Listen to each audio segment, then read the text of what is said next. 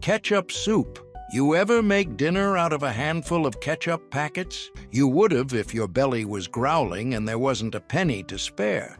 This wasn't fancy soup. It wasn't even real soup. Not really. But it was hot, red, and it filled a bowl. That counted. You'd take a kettle of boiling water and stir in a few squeezes of ketchup, whatever was left from a diner visit or scraped from the bottom of a bottle. Add a pinch of salt, a dash of pepper, maybe a crumble of stale cracker or a spoon of dried onion if you had it. And just like that, you had dinner. It wasn't thick, it wasn't rich, but it was warm and red and made your insides stop aching for a little while. "Mama, what is this?" a kid might ask, holding the chipped bowl close. "It's tomato broth," you'd say, giving it a name that sounded real, giving it a name that made it okay. They'd sip it slow and maybe laugh at the tang, maybe wrinkle their nose, but they'd eat it because that's what you did when times got tight. You turned scraps into meals and shame into pride. It was survival in a spoon, and somehow it still tasted like hope. You learned that hunger had a sound, but so did boiling water. And in those kitchens where empty shelves stared back at you, ketchup soup reminded you that even a condiment could be a lifeline. And when the soup was gone, and the kettle still had heat, you might make a second cup, this time from something unexpected, like steeped onion skins or potato peels, because in those days nothing was trash, not even a splash of ketchup. Vinegar poached eggs. You didn't need oil to make breakfast. Just vinegar and water. Back then, fat was gold, and eggs were treasure. But if you knew what you were doing, you could poach an egg in vinegar and still get something that looked like Sunday brunch. You'd bring a small pot of water to a soft boil, just a few inches deep. Then you'd splash in vinegar, the kind that made your nose sting a little. White vinegar was best, but apple cider worked too.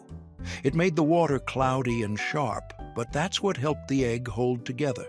You'd crack one egg, just one, into a small cup, then lower it into the swirling water. The vinegar curled the whites fast, kept the egg neat like a little bundle. No oil, no butter, just patience and practice. 2, maybe 3 minutes later, you'd lift it out with a slotted spoon. The yolk jiggled gently, the whites firm but soft. You'd lay it over toast or grits, maybe sprinkle a pinch of salt if you had it. That egg, cooked without fat, still had richness, still tasted like something special. Kids called it sour eggs. Some liked the tang, others didn't, but everyone ate it. "Why's it taste funny?" a child might ask. You'd smile. "That's just the vinegar hugging it." And they'd grin too, because food cooked with care always tasted better, even if it was odd.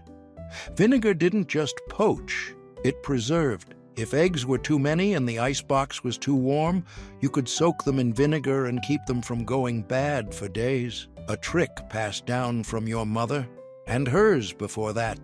And when the food was gone, and your toothbrush bristles wore thin, you turned to something even older, the fireplace. Ash Lye Toothpaste. You didn't throw away ash. Not from the stove, not from the fireplace. That stuff was useful for cleaning, for curing, and believe it or not, for brushing your teeth. Toothpaste? That was a luxury. Store-bought, sweet-smelling, full of things you couldn't pronounce. But you didn't need it. Not when you had salt, wood ash, and grit. You'd scoop a bit of clean ash from the back of the stove. Not the sooty black kind, but the fine, soft gray powder left after hardwood burned hot and slow. You'd mix it with a pinch of salt and just enough water to make a paste. Gritty, chalky, bitter, but strong. Rubbed onto your teeth with a cloth, or an old brush if you had one. It scrubbed away grime and freshened your breath. Sort of. The salt cleaned, the ash neutralized. It wasn't minty, but it worked. "Is this safe?" someone might ask, eyebrow raised. And you'd say what your grandma said, "Better than nothing and better than rot." Kids squirmed at the taste, but learned to live with it. It became routine, a part of morning chores. A reminder that you could still take care of yourself even when money was gone and soap was scarce. Ash had other uses too. It cleaned cast iron, kept bugs out of the garden, even made lye soap when boiled down right. But in the bathroom, it became a badge of survival. You learned to smile without shame, because that chalky gray meant you hadn't given up. And after scrubbing with ash and salt, you might just boil onion skins into tea, a dusty brown broth that warmed the chest and soothed a stubborn cough.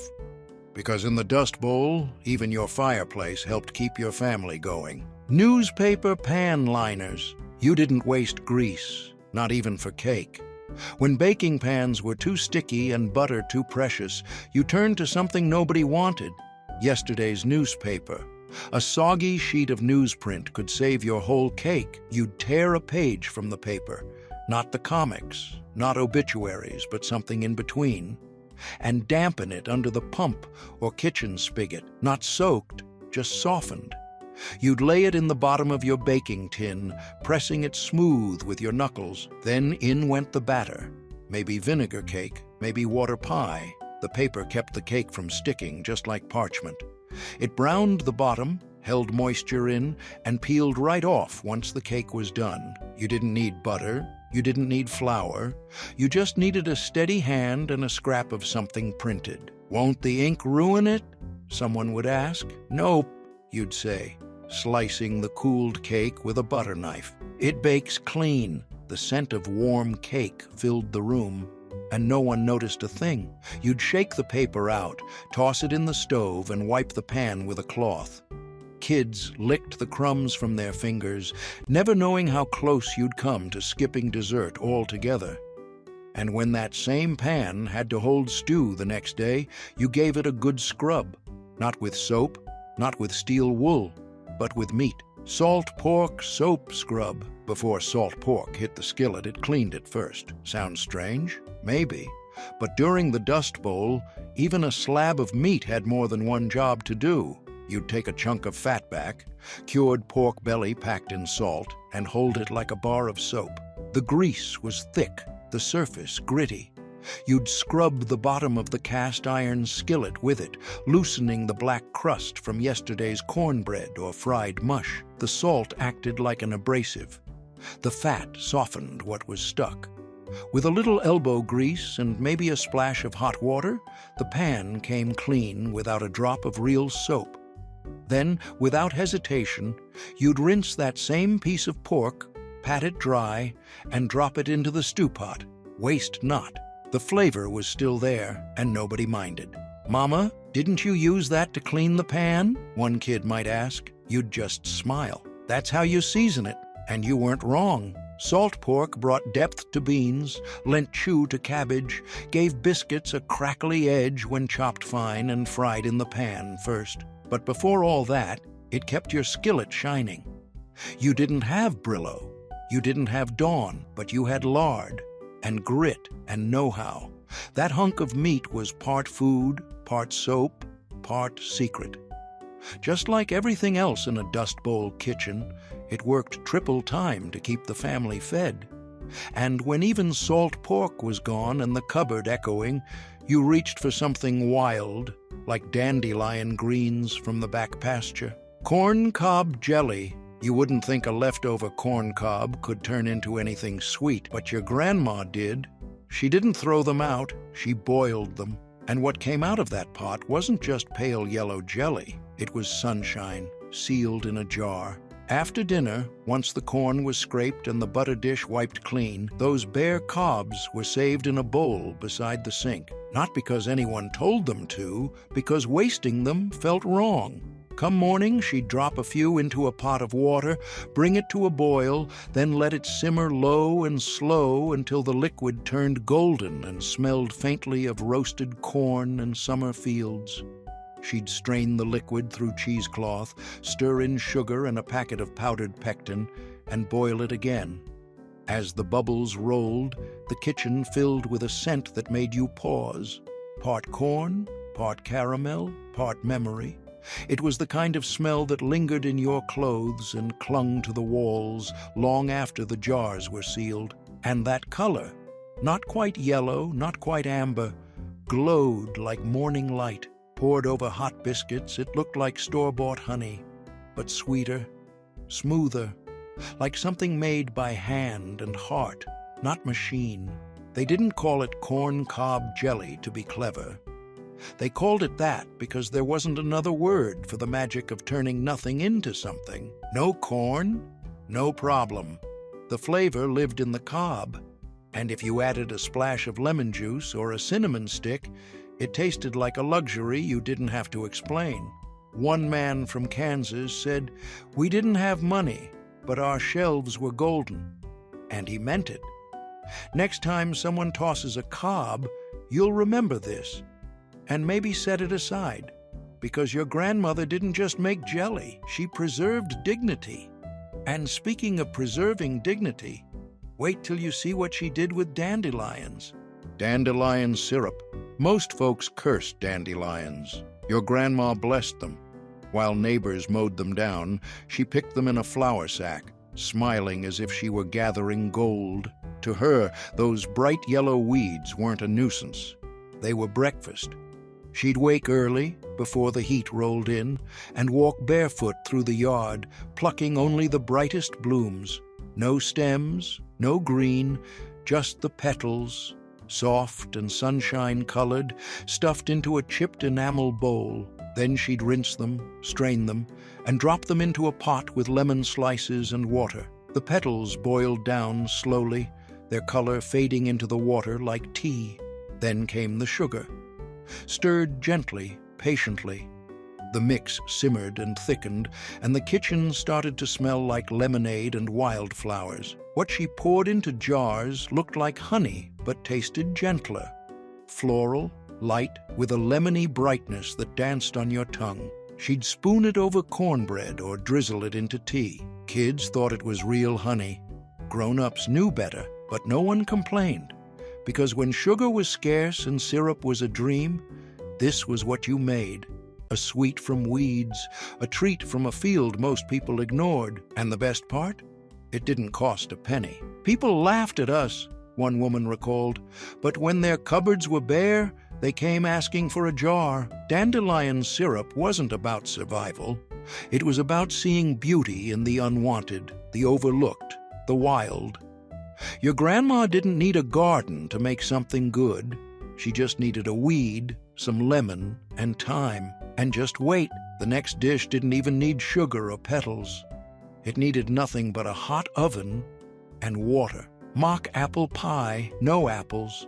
You wouldn't believe it unless you tasted it yourself. A pie made with no apples, no orchard, no fruit at all. Just Ritz crackers, lemon, sugar, and a whole lot of Depression-era grit. But when you closed your eyes and took that first bite, your tongue swore there were apples inside. It started with a box of crackers, crumbled just right and dropped into a pie shell like they were golden slices from a tree. Then came the magic. Lemon juice, sugar, cinnamon, and a splash of vanilla, all simmered into a syrup that softened the crackers until they puffed and soaked up the sweetness. You'd cover it all with a second layer of crust, lard-based maybe, or just flour and water pressed thin and patched by hand. Then bake it until the top browned and bubbled. The smell filled the whole house, warm and familiar. Apple pie? Not quite. But your memory couldn't tell the difference. Kids never knew the trick. They ate it with their mouths full and eyes wide, nodding like it was the best pie they'd ever had. And maybe it was, because the real flavor wasn't in the fruit. It was in the idea that something ordinary could taste like something special. That even when orchards failed and stores ran dry, you could still serve a slice of something that felt like home. You'd slice it warm and serve it with a little evaporated milk, or nothing at all. The crust cracked just right, and the insides shimmered like candied apples. It was sleight-of-hand baking, and it worked. More pie? Someone might ask, fork already halfway up. Only if you guess what's inside, you'd grin. And just down the counter, something else glistened, orange and gold, but not from any fruit you'd expect. Carrot marmalade. Oranges were for the lucky ones. or the city folks. But out here, you reached for something cheaper and brighter, carrots. And from those humble roots, you made marmalade. It started with grating. You'd sit at the kitchen table with a tin grater in your lap, shredding carrots into fine, soft piles. The orange bits fell like confetti onto an old plate, ready to be transformed. You'd boil them with water and sugar, just enough to coat, never enough to waste. Then add lemon zest, maybe a spoonful of juice, sometimes a touch of ginger or cinnamon. The pot bubbled low and slow on the stove, sending up sweet steam that smelled like orange candy, even if no orange had ever touched the mix. The sugar thickened, the color deepened, and when it cooled, it spread golden across biscuits like sunshine in a jar. It fooled the eyes and satisfied the mouth. Your kids called it citrus jam. You never corrected them. It wasn't fancy. It wasn't store-bought, but it was yours, made from what you had, not what you wished for. You kept it in reused glass jars with wax seals, labeled it with tape or grease pencil. And when the pantry felt too quiet, that bright little jar reminded you, the earth still gave, even when times didn't. "This is carrot?" a neighbor might ask, licking a dab off their thumb. "Better than orange," you'd wink. And when you ran out of sugar but still had petals in bloom, you didn't stop. You went outside and picked your syrup straight from the yard.